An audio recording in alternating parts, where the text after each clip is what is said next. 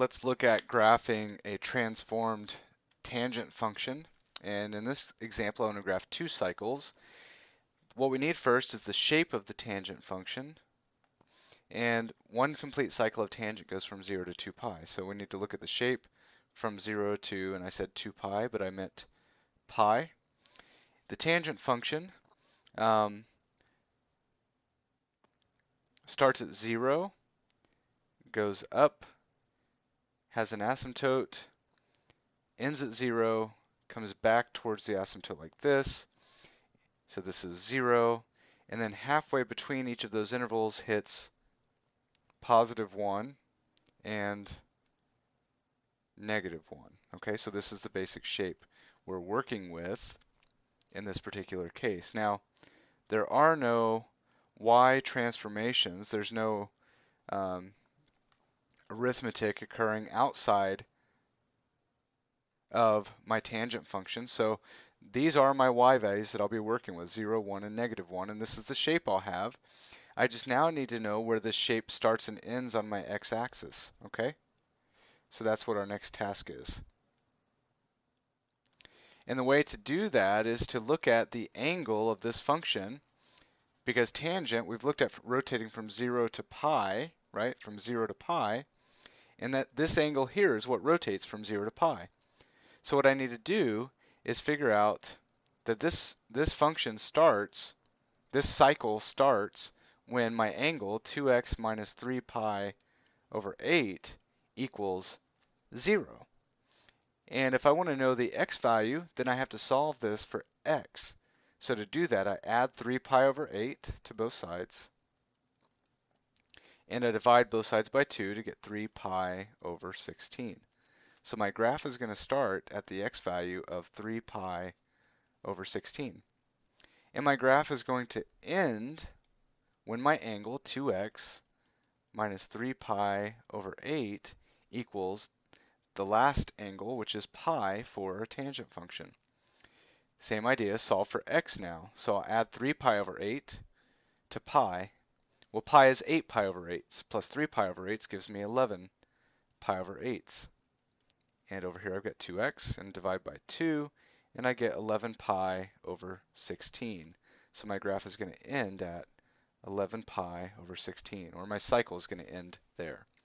So now I need to transfer this shape to a better graph, starting at x equals 3 pi over 16 and ending at x equals 11 pi over 16.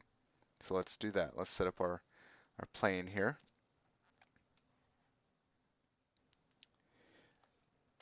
I'm going to need pi over 16s because my x values are pi over 16. So let's call this this distance here 1 pi over 16. And then this would have to be 2. Try to be consistent in your width here. 3. So here's my 3. So I'll go ahead and label that one since that's significant. 4, 5, 6, 7, 8, 9, 10. Here's my 11 pi over 16. So I need my graph that I had up at the top there to be placed inside this yellow rectangle from 3 pi over 16 to 11 pi over 16. And let's refresh our memories again on how we construct a tangent cycle. Tangent starts its cycle at 0 and ends its cycle at 0. In the middle, it has an asymptote, so I need to locate the middle. What I need to do is count how many intervals I have. So I've got 1, 2, 3, 4, 5, 6, 7, 8. I have 8 pi over 16s for a complete cycle. So I could even go ahead and label this as my period. The length of this cycle is 8 pi over 16s, which reduces to 1 pi over 2. So my period is pi over 2. Now, why was I counting the intervals? I need to find the halfway point because tangent has an asymptote at the halfway point of its cycle. So if there's eight intervals, I need to count over 4 to get the middle. So 1, 2, 3, 4. This is my middle of my cycle. Okay? Now, how do I fill in between my point and my asymptote? Well, between my point and my asymptote, my tangent graph hits the value of 1 in the first region. Since I have 4 intervals in this half, I'm going to go over half of those, which is 2. 1, 2, and I'm going to go up to 1. So let's say that this is 1. So I go over to the halfway point of this region and plot the point at 1. And now I know the first half of my cycle looks like this. The second half of my cycle in the middle is at -1. So let's label this -1 and plot that point, again, 2 intervals in. So my graph is going to come over and approach the asymptote going down. And now we have one complete cycle of this tangent function. But I need to graph 2 complete cycles. So I need to go down and simply repeat what I have in the yellow box. I can repeat it to the right, I can repeat it to the left, and since I have more room on the left, that's what I will do. My period, my cycle length is 8 pi over 16ths. So from my start point here, I need to count back 8 pi over 16ths to get the starting point for the previous cycle. So 1, 2, 3, 4, 5, 6, 7, 8. Here's where the start of my next cycle is. Okay?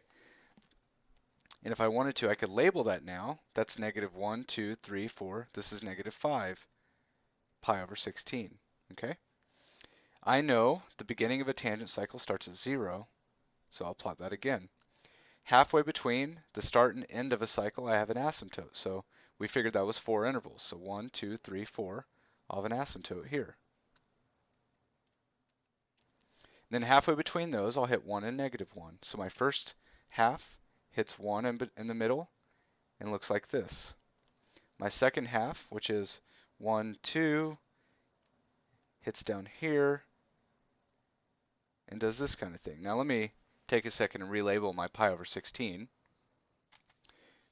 And what we get is 2 cycles that look like this, and you can see how nicely they come together when you graph them side by side. You could continue graphing more cycles if you wanted to, but we were only told to graph 2 cycles, and I even went so far as to state the length of a cycle, which is called the period.